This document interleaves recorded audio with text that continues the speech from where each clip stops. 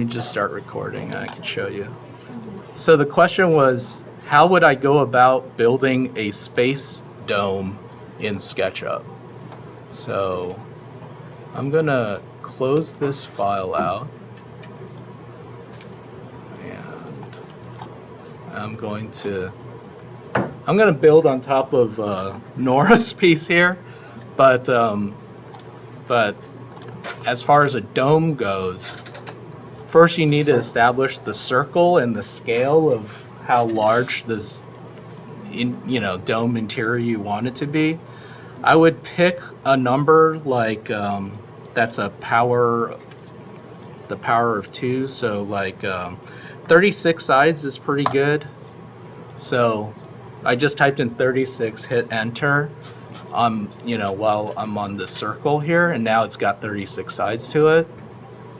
And when you model out a circle in SketchUp, you want it to be on one of these axes, either it be the green or the red axes, okay? And that's my floor plan, right? So I'm just gonna start off with that, okay? And now I need to figure out the dome part of it, right?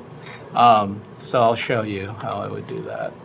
I would triple click on this, make it a group, and then I would duplicate that, okay? And the way I did that, I'll show you again, is I have it selected, I go to my move tool, I hit control once, and then this little plus sign shows up, right? And then I'm just gonna click and drag off of that, and it just kind of duplicates it. I'm gonna put it back where I started there, and then I'm just gonna rotate this. Even though this is a 2-dimensional circle, when you go to the side of it, that little red cross thing pops up again. So then I'm just gonna make it, vertical. So now that vertice is touching that vertice, and that's the reason why I chose something like either 24 sides or 36 sides, because then on the axes there will be a vertice when you do that. Sometimes you'll pick a number like 8 sides and it won't have a vertice there. So I usually go like 6 or 12, 24, 36, that kind of thing. Any case, now all I need is to make an L shape out of this. So I'm just gonna explode this thing, and I'm just gonna make an L shape, because I'm gonna use this circle down here as a follow me. And so I'm just going to delete the rest of this. Now the question is, how round do I want the dome, or how flat do I want that dome? So if you want to like squeeze it down a little bit so it's more mushroom-like, or if you want it to be like a complete half circle, like if you just took a basketball and sliced it, then you'd leave it as this. But if you wanted to flatten it first, I would just select this and hit S for scale, right? So scale, and then I would just squeeze it down to about, you're gonna have to kind of eyeball it to like, oh, I kind of like that shape for my dome. And then from here, you use this tool called offset. This offset tool right there. And I'm just going to make the inner walls of my dome like this, like that. And so from here I can just cut this part, and I'm just, I don't know, do I need the ground? Yeah, I'll need the ground, and then cut that part. And so I'm just going to erase that part, and I'm left with this, it's almost like a lathe. Think about it, like when I put this on the circle, it's just gonna go all the way around like so, right? So I'm just going to explode this circle now, so that these two pieces are now stuck to each other like that, okay? So from here, I'm going to use that follow me tool, if you remember that one. So I'm just going to click on here. Oh, it just did it. All right, so you can see it just made the dome. One way to check yourself in SketchUp is they should have this tool here that's called a cross-section tool or a section plane tool, and we can actually make that section plane. I'm going to select it. Let's do it again so that we're more clear. Okay, so I can make the section plane like along that side of that cube, for example, and then when I move this, I'm going to select it and use the move tool.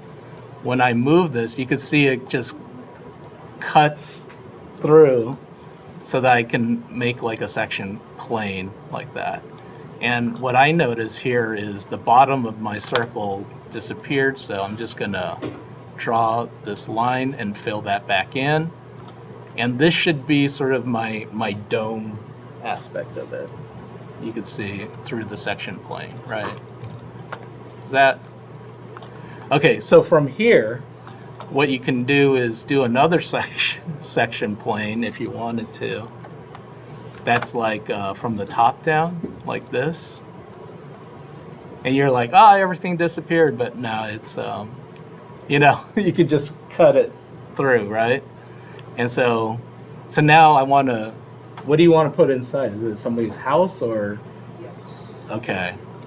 So is it like an interior from there?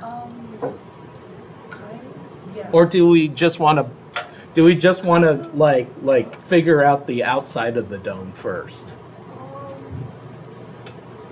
I know this is like kind of like a tricky shape of thing. I was thinking of both the interior and exterior. Okay. I would just worry about the exterior first and then have to worry about the interior later. The interiors are always more complex than anything on the exterior. So for example, if we're just worrying about the exterior, we don't have to worry about the cross-section tool, for example.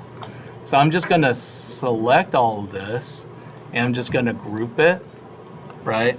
And that'll be my dome shape that I have to work off of. And actually from here, I would, if you've got a bottom side like how you have in your concept image there, I would build this thing almost upside down or something like that.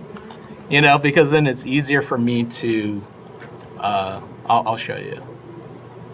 I could make a separate piece now using that circle tool. And I need to find the center point because all these need to kind of match up with each other. So the way you find the center point on the circle in SketchUp is you find like, you know, sort of the outermost part of that circle, and you can see when you cross that right angle, it goes, oh, from point, and that's kind of the center point right there. So if you click to start with, it's actually starting from the same center point. And this is going to match up as long as I make my circle on either the red or green axes. It's going to match up with the same, you know, faces of the, because this isn't a perfect circle. It's not a NURB. It's polygonal, right? There's still facets to this whole thing. But in any case, yeah, from there you can actually start modeling out. Using that offset tool, you can actually do quite a bit, actually.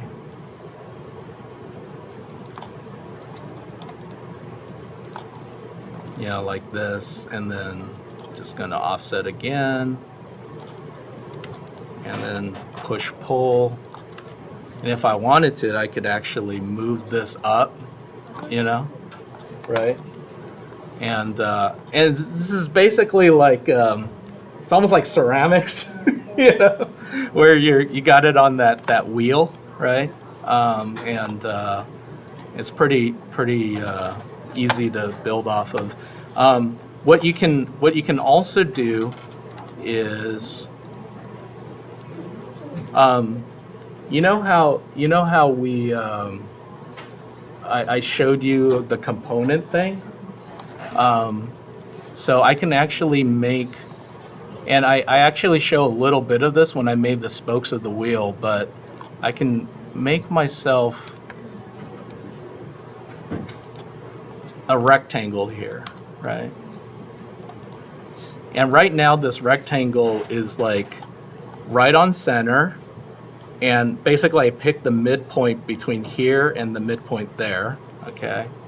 And then I mashed it to the other side and I extruded from that. So now this is right along the same circle axes. So I'm going to make this into a component and call it a spoke, like a spoke of the wheel. 0, 1, and hit OK. Right. So now I can duplicate, because I made it into a component. Whatever I do to one, it does it to all the other ones. But I'm just going to place the arrangement now where, like the spokes of a wheel, I'm just kind of making this in sort of 45-degree increments like this, and then you get that shape from it. And what's cool about this now is whatever I do to this, it does it to all the other ones. So for example, if I wanted to make it longer, it'll do it to the other ones. And then if I want to make this side longer, it'll do it to the other ones. If I double click, it'll extrude out the same distance that I previously extruded out. So that's how I know these two are like exactly the same length, right? But what's cool here too is you can actually start drawing some stuff like say where these intersect, I want to draw out a line, and then I can actually, I want to push pull off of this. So basically it's almost like, it's weird, but it's radially, it's on a radius basically, right? So I can actually add more detail to this if I wanted to. I could use that offset tool here and then push pull like that. You could do it the same to this side as well. Just gonna offset on this side and to about there. I'm matching it by, you can see when I offset this, if I put my cursor over this thing on to the side of it, it'll like go that far in. It'll match it, right? And then I can also push pull, double click. But you could see how you can make something pretty complicated just by setting it up under components like that, So from here, you can just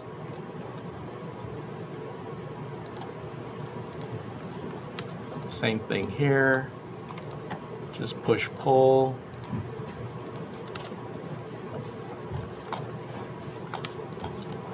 You can make something rather comparable to what you've got there. And again, I wouldn't get too complex with it, just enough to where, you've blocked out the shape of it. Now I'm going to rotate it all, and there's like a little dome house. Okay. You're welcome. Yeah, this is recorded, so I'll post up this video later. Anybody else have any questions as far as like how I was doing this? I was mainly using components and arranging my components in a radius, right? And so I get all these repeated shapes out of it without having to do too much, right? Because it's going off of instance geometry. Okay. All right, I'm going to stop recording there, and then